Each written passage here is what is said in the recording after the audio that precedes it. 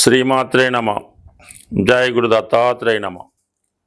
ఈ వీడియోలో మనం 2025వ సంవత్సరం మే నెల 14వ తారీఖు రాత్రి సుమారుగా 9-10 గంటల మధ్యలో మిథున రాశిలోకి మారబోతున్న గురుగ్రహ ప్రభావం వివిధ రాశుల మీద ఏ విధంగా ఉండబోతుంది అని పరిశీలించినప్పుడు ఏదైనా ఒక శుభగ్రహమే, అది మంచి చేసినా చెడు చేసినా జాతకుడికి చివరికి ఆనందాన్ని సంతోషాన్ని మిగులుస్తూ ఉంటుంది. ఏదన్నా ఒక శుభకార్యం జరగాలన్నా, గృహంలో సంతాన సంఖ్య పెరగాలన్నా, అలాగే ఒక వివాహం జరగాలన్నా కంపల్సరిగా గురుబలం తప్పనిసరిగా ఉండవలసి ఉంటుంది. నాడీ శాస్త్ర ప్రకారం గురువు జీవకారకుడు. గురువు ఏ రాశిలో ఉంటే ఆ కారకత్వాలు జాతకుడికి అనుకూలంగా రావడం జరుగుతూ ఉంటుంది. మరి ఏ గ్రహంతో కలిస్తే ఆ గ్రహం యొక్క ఫలితాలు జాతకుడికి అనుకూలంగా రావడం జరుగుతూ ఉంటుంది. సుమారుగా గురుగ్రహం శుక్రగ్రహంతో కలిసినప్పుడు అది స్త్రీ జాతకం అయితే ఆమె చాలా అందంగా, సౌందర్యంగా, మంచి లక్షణాలు కలిగి ఉండడం జరుగుతూ ఉంటుంది. అదే మగవాడి జాతకంలో గురువు శుక్రునితో కలిసినప్పుడు చాలా అందమైనటువంటి మంచి లక్షణాలు కలిగి ఉన్నటువంటి ఆర్థిక పరంగా మంచి కుటుంబం నుంచి భార్య రావడం జరుగుతూ ఉంటుంది. అలాగే గురు శనిగ్రహంతో కలిసి ఉన్నప్పుడు అది ఎవరి జాతకమైనా, స్త్రీ జాతకమైనా పురుష జాతకమైనా కంపల్సరిగా జాతకుడు ఏదైనా ఒక మంచి వృత్తిలో స్థిరపడతాడు. అంటే చిన్న స్థాయిలో ఉద్యోగంలో ప్రవేశించి అంచెలంచెలుగా ఎదగడం జరుగుతుంటుంది. అంటే మీ జాతక చక్రంలో గురువు శని కలిసి ఉంటే అది ఒక భాగ్య రాజ్యాధిపతి యోగం ఏర్పడి వృత్తిలో అటు బ్యాంకింగ్లో కానీ, అటు ఉపాధ్యాయ వృత్తిలో కానీ, ఆధ్యాత్మికత కలిగినటువంటి వృత్తుల్లో ఉండే అవకాశం ఉంటుంది. బట్ కాలానుగుణంగా వృత్తులు మారినప్పటికి కూడా మంచి మేధావి వర్గానికి చెందిన వృత్తిలో ఉండడం జరుగుతూ ఉంటుంది. మరి ప్రస్తుతం ఈ గురువు మిథున రాశిలోకి ప్రవేశిస్తున్నాడు. అంటే మిథునం అన్నది ఒక విధంగా చాలా ఎడ్యుకేటెడ్ సంబంధించింది, వ్యాపారానికి సంబంధించింది, విదేశ ప్రయాణానికి సంబంధించింది, కమ్యూనికేషన్ సంబంధించింది. ఈ రాశిలోకి గురుగ్రహం ప్రవేశించడం వల్ల ఆటోమేటిక్గా జాతకుడికి కొత్త కొత్త ఆలోచనలు వస్తుంటాయి, కొత్త కొత్త వ్యాపార అవకాశాలు వస్తుంటాయి, విద్యా విషయాల్లో కొత్త విషయాలు తెలుసుకోవడం కూడా జరుగుతూ ఉంటుంది. సరే, ఈ రాశిలో ఉన్నటువంటి నక్షత్రాలు పరిశీలించినప్పుడు మిథున రాశిలో ముందుగా గురువు కుజగ్రహ నక్షత్రం అయినటువంటి మృగశిరలో ప్రవేశిస్తాడు.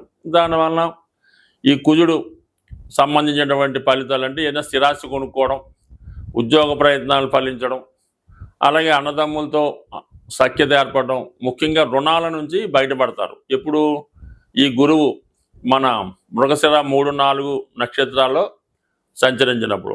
దాని తర్వాత రాహుగ్రహ నక్షత్రం అయినటువంటి ఆరుద్రలోకి గురువు ప్రవేశిస్తాడు.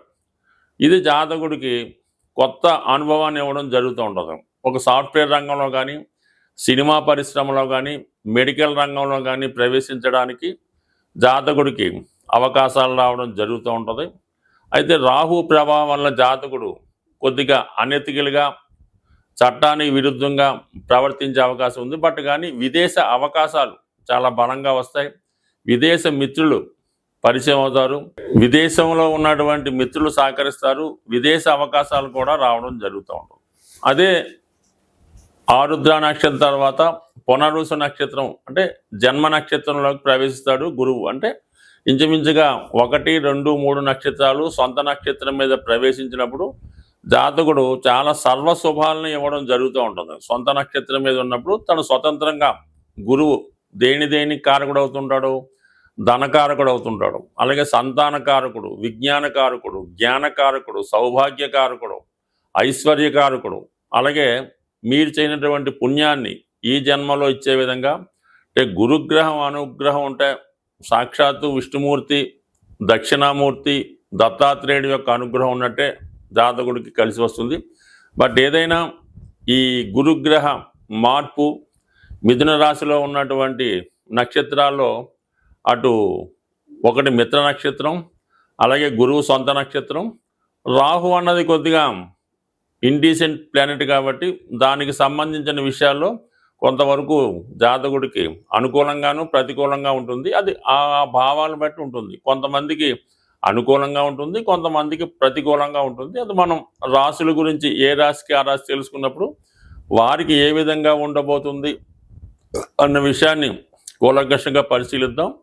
అలాగే మిథున రాశి మిగతా రాశుల వారికి ఏ భావం అవుతుందో ఆ భావం వాళ్ళకి మంచి ఫలితాన్ని ఇవ్వడం జరుగుతుంటుంది. అలాగే మిథునం నుంచి తులారాశిని చూస్తాడు.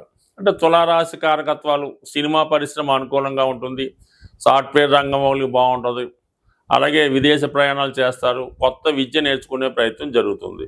ఇంకా అలాగే కుంభరాశిని కూడా వీక్షిస్తాడు. ఇది సాధారణంగా ఏంటంటే కొత్త ఉద్యోగానికి ఆర్థిక పరంగా విజయానికి కూడా కారణం అవుతుంటుంది. అంటే ఇవన్నీ ఎవరికి ఏ భావం వస్తే ఆ భావ ఫలితం. అంటే ఈ మల్టిపుల్గా యాక్ట్ చేస్తాడు గురువు. ఎక్కడుంటే అక్కడే కాకుండా తను ఏ భావాన్ని చూస్తుంటాడో ఆ భావ ఫలితాలు కూడా జాతకుడికి గోచార రీత్యా అందించడం జరుగుతూ ఉంటుంది. అలాగే మళ్ళీ ధనుసు రాశిని వీక్షించడం వలన ఆ ధనుసు రాశి వారికి మిగతా ధనుసు రాశి ఏ రాశికి మిగతా రాశిలో వారికి వీళ్ళందరికీ కూడా అంటే గురువు మల్టిపుల్గా ఇంచుమించుగా అన్ని భావాలకి ఏదో ఒక విషయంలో మంచి ఫలితాన్ని ఇవ్వడం జరుగుతుంటారు. కాబట్టి ప్రతి ఒక్కరు కూడా గురువు యొక్క మార్పు కోసం చూస్తూ ఉంటారు. అంటే గురువు ఎప్పుడు మారుతాడో మనకు అనుకూలంగా ఉంటుందని ఎదురు చూస్తూ ఉంటారు. ఒక మంచి శుభముహూర్తం కుదరాలన్నా, అలాగే ఒక మంచి వివాహం సక్సెస్ అవ్వాలన్నా గురుబలం తప్పనిసరిగా ఉండాలి. మరి అటువంటి గురువు ఈ నెల 15వ తారీఖు నుంచి పూర్తిగా మిథున రాశి వారి మీద తన ఫలితాన్ని ప్రభావాన్ని చూపుతున్నాడు. మిథున రాశితో పాటు ఇందాక చెప్పిన విధంగా మరొక 3 రాశుల మీద కూడా తన శుభ ఫలితాన్ని చూపడం జరుగుతుంటుంది. బట్ కూలంకషంగా డీటెయిల్గా ఏ రాశికి ఆ రాశి తెలుసుకునే ప్రయత్నం చేద్దాం. స్వస్తి. వృశ్చిక రాశి వారికి గురువు అష్టమ స్థానంలో ప్రవేశించడం జరిగింది. ఒక విధంగా వీళ్ళకి కొద్దిగా ఇబ్బందికరమైనటువంటి స్థానమే. అష్టమ స్థానం అన్నది జాతకుడి యొక్క క్యారెక్టర్ మీద ఆధారపడి ఉంటుంది. అందువలన ఈ సమయంలో జాతకుడు తన యొక్క బలహీనతల నుంచి బయటపడే విధంగా ఈ గురుగ్రహం సహకరిస్తుంది. నిగూఢంగా రహస్యంగా ఉన్నటువంటి ఆధ్యాత్మిక విషయాలు కానీ ఏదైనా విషయంలో ఏదైనా ఒక సబ్జెక్ట్లో పూర్తిగా లోతుగా దాని యొక్క ప్రావీణ్యత సంపాదించడానికి ఈ గురువు మీకు సహకరిస్తాడు.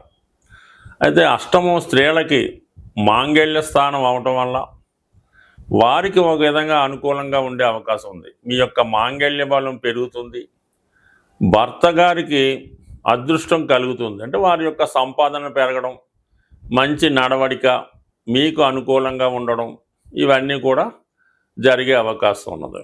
దాని తర్వాత ఏంటంటే ముఖ్యంగా అష్టమంలో ఉన్నటువంటి గురువు డైరెక్ట్గా ధనస్థానాన్ని కుటుంబ స్థానాన్ని వీక్షించడం వల్ల కుటుంబం యొక్క ఆదాయం పెరిగే అవకాశం ఉంది. సడన్గా ఏదో ఒక శుభవార్త కారణంగా మీకు ఏదైనా ఒక మంచి జరిగి ఒక ఆకస్మిక ధనలాభం లాంటిది జరిగే అవకాశం ఉంది. అంటే మీ దగ్గర ఉన్నటువంటి ఏదైనా స్థిరాస్తి విలువ పెరగచ్చు, మీ కుటుంబంలో ఒకరికి చాలా గొప్ప ప్యాకేజ్తో మంచి ఉద్యోగం రావచ్చు.